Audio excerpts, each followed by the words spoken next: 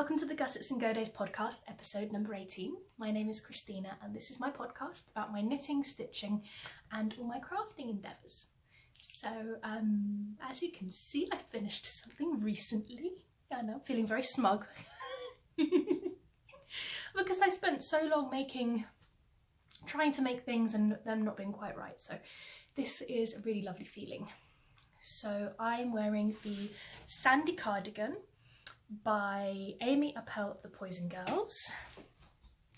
I have been wearing it quite a lot, so it is getting a little bit fuzzy, but I don't really mind. I did full length sleeves and it has this lovely lacy bit here and here and here and some diamonds.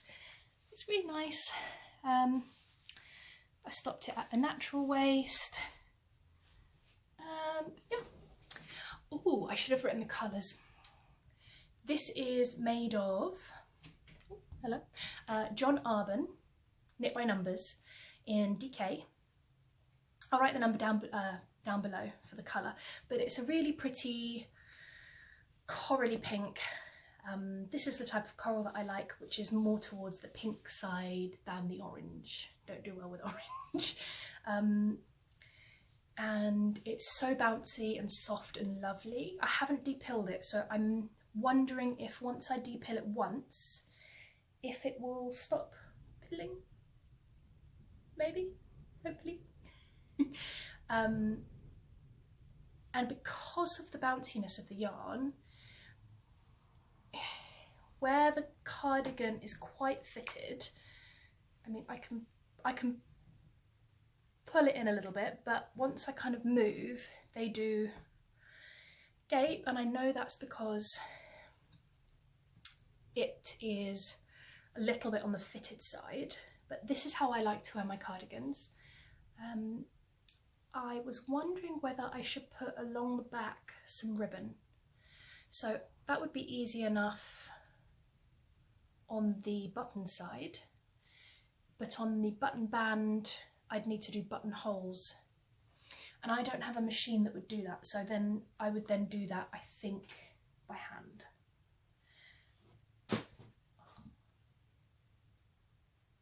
Honestly, go away. Nina's feeling naughty today. So maybe I should do that. Anyway, I'm really happy with it. I must say it is a little bit narrower through the front portion,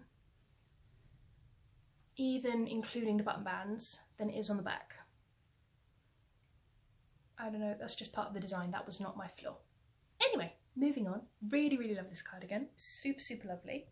And I just want to show you the dress I'm wearing. So, it's from Breaking the Pattern by Named. Is the pattern company owned by two sisters, and the dress is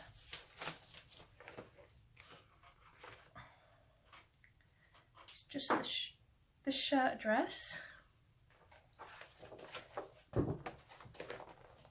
So there it is. I omitted the little ruffle, but everything else is really, really love it. Gosh, what size did I cut? The sizing is unusual in the way that they've numbered the sizing. They've numbered it 1 to 9, so that doesn't correlate to any country sizing, as far as I know.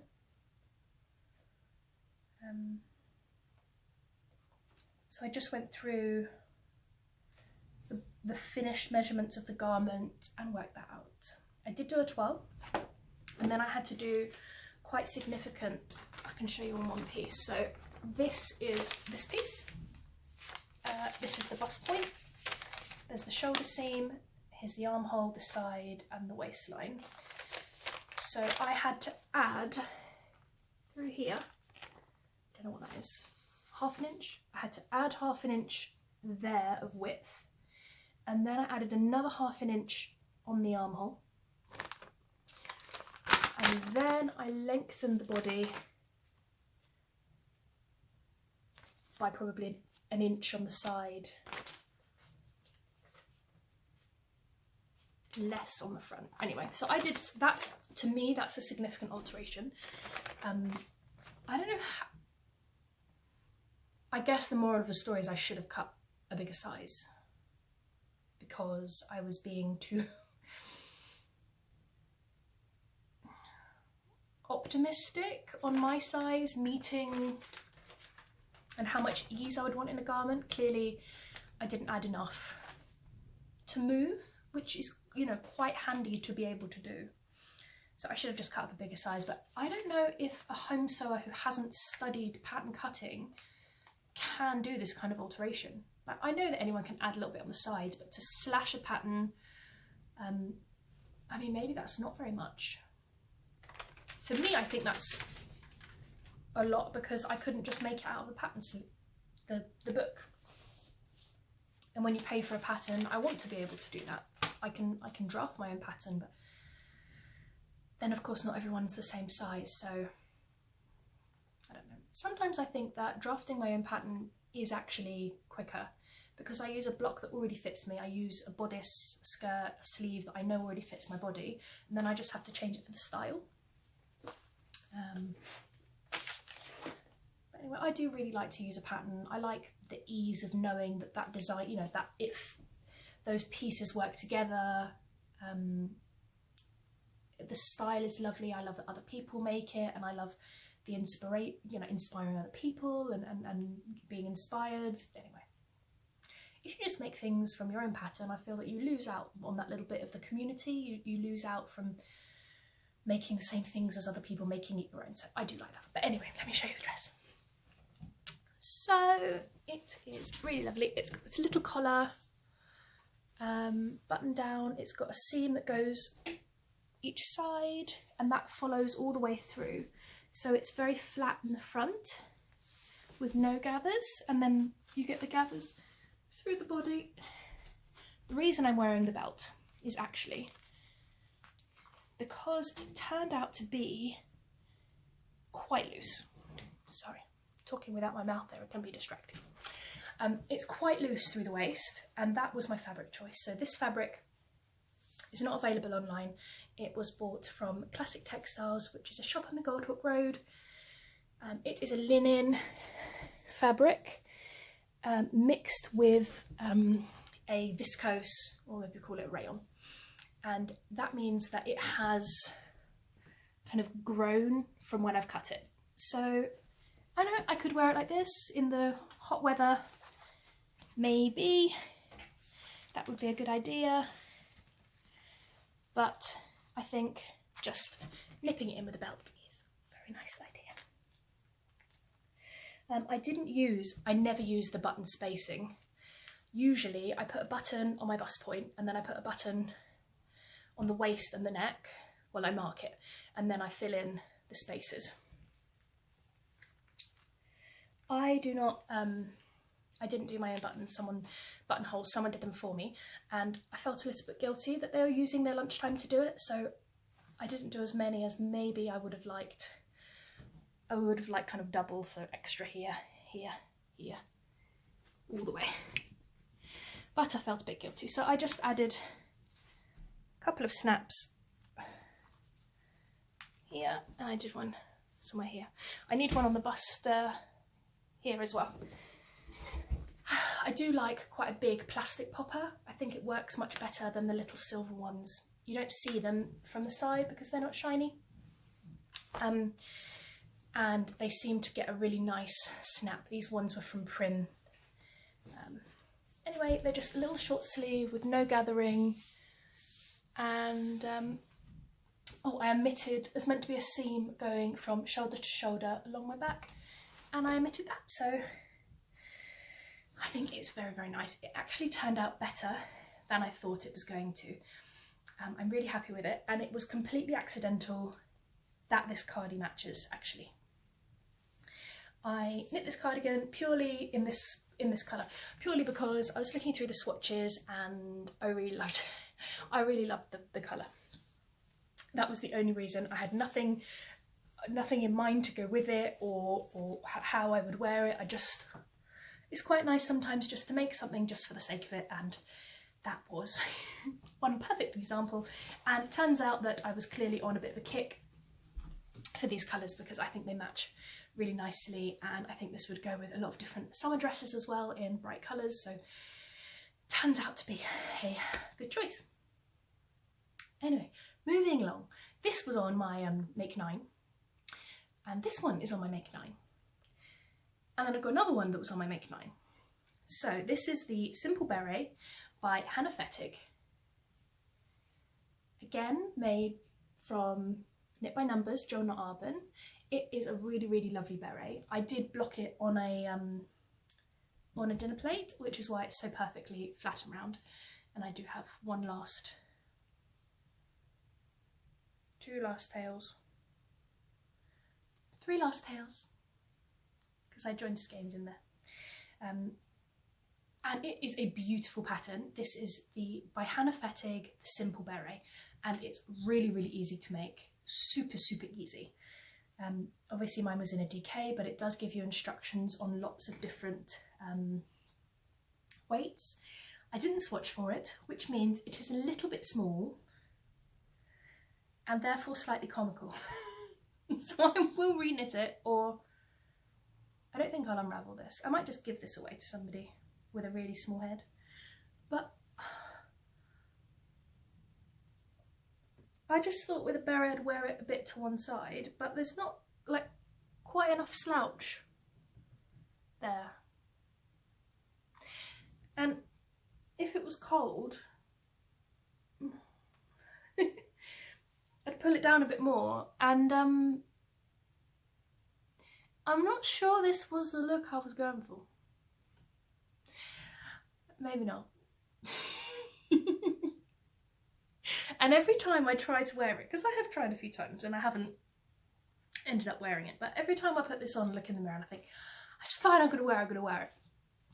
And then I have this really stupid song called My Old Man's a Dustman. I don't know if you know the song, but I'm gonna sing you the song just for the hat's purposes. No, I'm not. Okay, I'm gonna sing it. And it goes, my old man's a dustman, he wears a dustman's hat, he wears cool blimey trousers and he lives in a council flat. He looks a proper nana in his great big hobnail boots, he's got such a job to pull them up that he calls them daisy roots. So this hat, every time I wear it, I can't wear it with that song. How awful is that song? I don't even know where that's. I didn't even know that song. How do I even know that song? It's a stupid song. And he says it, they sing it with a really stupid Cockney accent. Anyway, and that dustman gets up to some very naughty, unsavoury things in that song. Like punching people and all sorts. Anyway, so I'm going to reknit this a bit bigger so that I don't have a dustman's hat by a man who takes the dustbins away. But that is not, I am not saying it about pattern. That's because I made it too small and I pulled it too far down over my ears. But this would fit a child very nicely, or just someone with an ordinarily sized head and not a large one. But you've got the ribbing, and the decreases are so pretty. So yeah, to be continued. This is also on my Make 9, but it is not going to be ticked off until I've reknit it a little bit bigger. I don't know whether I'll put more stitches in there or go up a needle size. We'll see. I do quite like this gauge. I use the needles the pattern recommended, just blindly without even thinking it through, because I am a silly Billy. And now I've gone and sung a stupid song on my podcast because I'm an absolute idiot. Moving on. I don't know how I finished this, but somehow I did. I saw this beautiful, beautiful cardigan pattern, and I had to knit it in the same yarn that the designer uses. This is knit in Pickles merino tweed. It's a single ply, and the colour is fresh milk. When I received this yarn, I hated it. I ordered it from, where's it from? Oslo? Is that Norway? Geography is not my best subject. Anyway, in the ball, which I should have brought you one, but I didn't, it's a single ply and it's not very even. It's got thinner and thicker parts, and obviously it's quite knobbly, and it's got the tweedy bits, and it looks a bit like kitchen string. Not the colour, but the texture, the feel, and it's quite rough. But once you've blocked it, which I gauge swatched, so I had already know, it just fills out really beautifully, and you get like a little bit of a halo. I do believe it's a non-superwash, 100% wool, I think. Anyway, the garment is the Forest Berry jacket. It also has another name in another language, which I have no idea what that is. Anyway, by Helen of Fable. Oh gosh, is it Helen Earn? Anyway, Fable knitwear. I'll put the details below in case I got them wrong. Helen really, she does a lot of these vintage style patterns. So this was knit in from the bottom down, so I cast on the bottom and you knit back and forth, and then you knit the sleeves as well, and then you attach them here. I'd never done that construction before. Sleeves were knit in the round. The lovely berry pattern was really easy, very easy, much easier than I thought, and the button band is part of the knit, so you don't do that after, you do that throughout. Which means that sometimes I would not put the hole in like exactly the right place, but you can't tell really. Because it's such a fine yarn, a fingering weight, if I did 2 extra rows, really, you couldn't see it was, what, ½ centimetre out? No one's eyes can see that from 60 centimetres away, and if you're standing closer to me than that, then you are a bit of a weird person, and that's your own fault for discovering that I have got buttons not sufficiently placed. She often does these little puff sleeves, which on me, I'm not going to put it on now, but they're not so puffed because I'm quite broad, so it does stretch out and it just has like a little bit of softness. But it is really beautiful, really, really beautiful.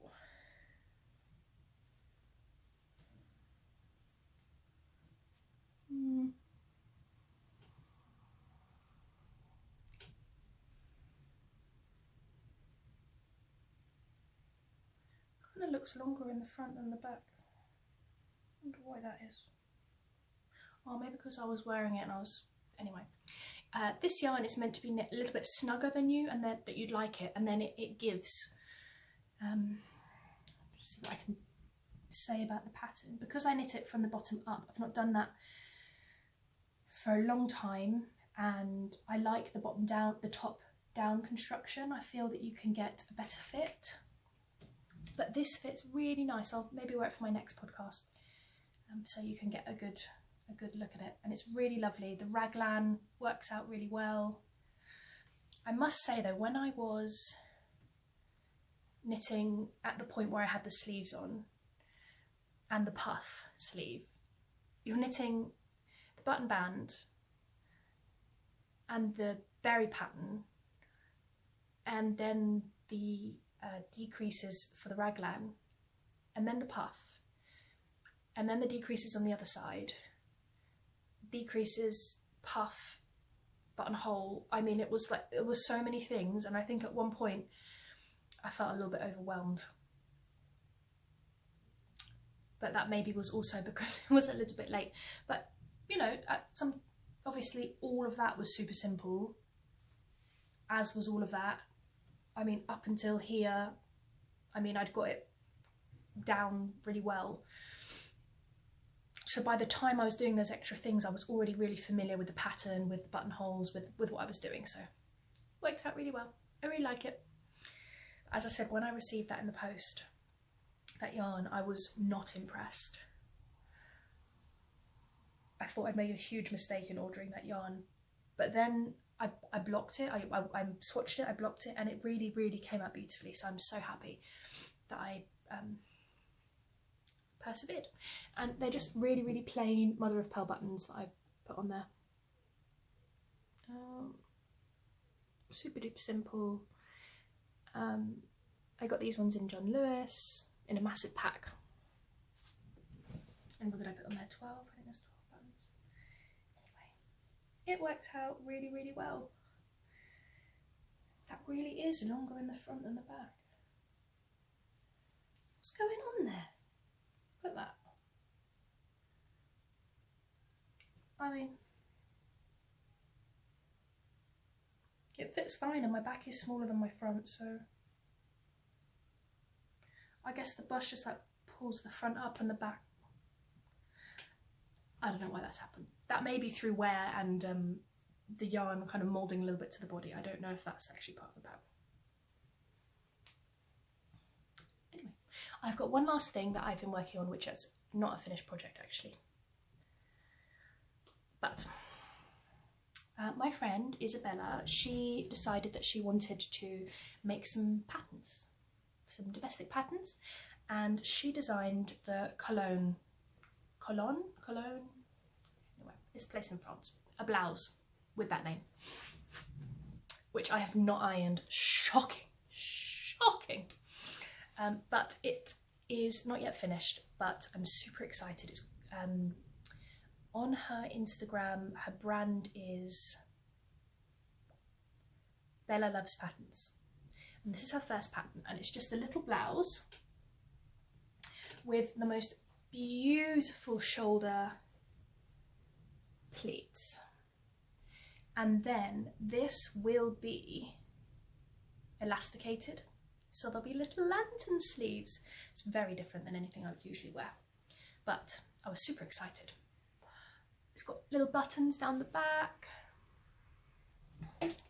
I've added darts in the back waist and the front waist, and I think it's going to be so cute. It's got a top stitched little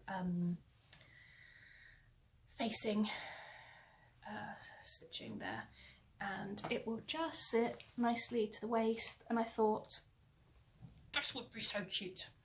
Anyway, this is a work in progress. I've hardly gotten, it was very, very quick to sew up, and then I've had it in the bottom of my backpack waiting to be finished in case I've got any extra time when there was a sewing machine about, but I haven't yet.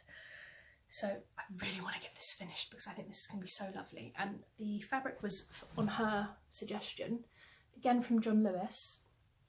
This one was, what was it labelled as? Linen look cotton. So it has that uneven weave that a linen would have, but it's actually a cotton, and it's super easy to wash, and she's made a couple of little bits out of this fabric, and she wears them to work and washes them to death and irons them, and they've come out really nicely. So I'm really excited to finish this. I did it as a bit of a test, and I think I was meant to give her some feedback on the instructions actually. I'm sorry, I didn't really use the instructions because I just do my own thing. Anyway. Oh, I've got one project that I would like to work on. I have got this vintage knitwear. I don't know how vintage it is or what it's made of, but it is just a simple cardigan with a little garter ridge. It's super simple, but it's too long for me. It's too long by the rib. So I thought, I mean, I bought this before I was a knitter, and at one point I considered just turning it inside out, folding it, machining, overlocking it off and putting it back. But I've done something like that for a customer before. When I shorten, if I were to shorten sleeves on a fine knitwear, that's what we would do. So we would turn it over, stitch out, kind of dart out what we were wanting to lose, overlocking it off, but it looks very sporty. You get, you know, quite a defined seam, which when it's knit in one you don't get. So I think that's what stopped me, is I didn't really love the finish, and I really like this cardigan. So I just wear it, I just tuck this part under, and then it looks a little bit strange, but no one would bit me would know. I mean, this really does look like a little baby's cardigan, but in a very large size. So, if anyone has any tips on how to do that, I think it was knit bottom up, and it was knit in pieces. So I thought what I would do is unpick some of the side seams up a little bit further than what I need. The button band is knit not afterwards, within the pattern, so I don't need to unravel that. And then I thought I would pick up the stitches, cut away what I don't need, and then just re-knit. If I have said that wrong, please do correct me, because that's what I'm going to do. I think. And then I don't know whether I'll keep these buttons. They are very adorable, but they may be what makes it look a little bit like a baby's garment. They're those little like pearlescent with that little kind of little slash in the middle. I think they must be the most common for babies wear, I think. I really like this lacy neckline. Anyway, it fits really nicely, and I just thought the body fits nice, it's just a bit too long. Sleeves are fine. I've not actually tried it in a long time, so maybe I should do. What prompted this was actually, I have to share my wardrobe now with Jason, and now that we live in a house together, I don't get to keep all the space for myself, so I have to share with him, and I don't mind really, but it's a bit annoying. I don't really have that much space for my clothes, so I just thought I would go through and kind of wash and repair those things that needed washing and repairing, and then try on things I haven't tried on in a long time. So that's what prompted this, and I thought either I can fix things so that I want to wear them, or I give them away or sell them or something, because what's the point in keeping things in your wardrobe that you're not going to keep? And my mending pile, alteration pile is huge now. Huge. I can see it from here, and it's mocking me. Because if you have any time to knit or sew, you don't really want to be doing some kind of repairs. I don't really want to be doing some kind of repairs, so.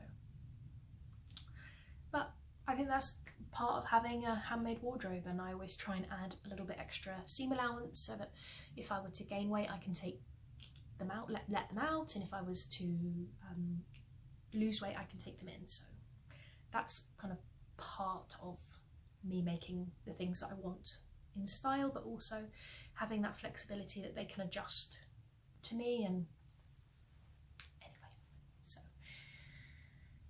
yeah, that's been really nice actually, looking through all the things and rediscovering things that I haven't worn in a long time, and do I want to keep them? And anyway, some things I don't want anymore,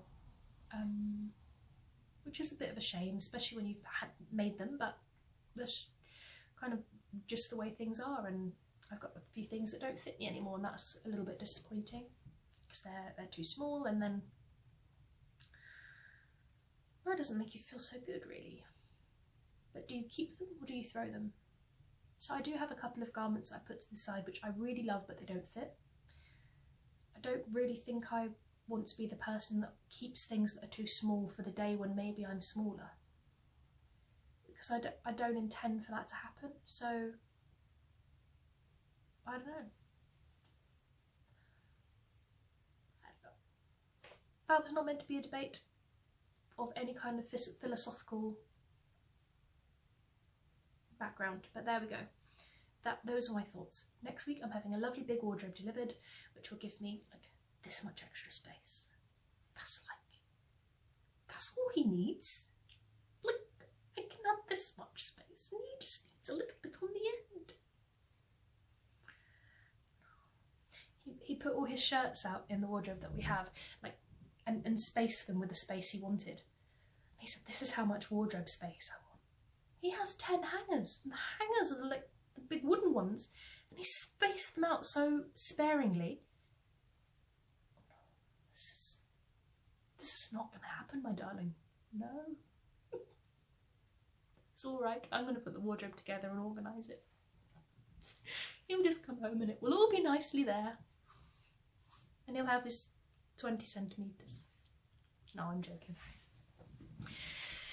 Anyway, that is enough rambling for me. I don't have any works in progress at the moment because yes, I finished this recently. Yesterday cast off and blocked my forest berry jacket. I have nothing. I have no meaning in my life when I have nothing to work on. So I need to find something to stitch. I've got a couple of pairs of socks, so those will go in my handbag.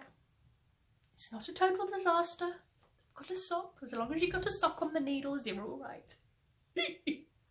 Anyway, that is all for now. Hopefully I'll see you next week when I've actually got something that I will be working on, because those are all finished objects. And now I'm an empty shell of a person with no whips. Anyway, thank you so much for being with me. I'm Christina. You can find me on Instagram and Ravelry as Gussets and Go Days. Be seeing you soon. Thank you so much for joining me and have a lovely week. So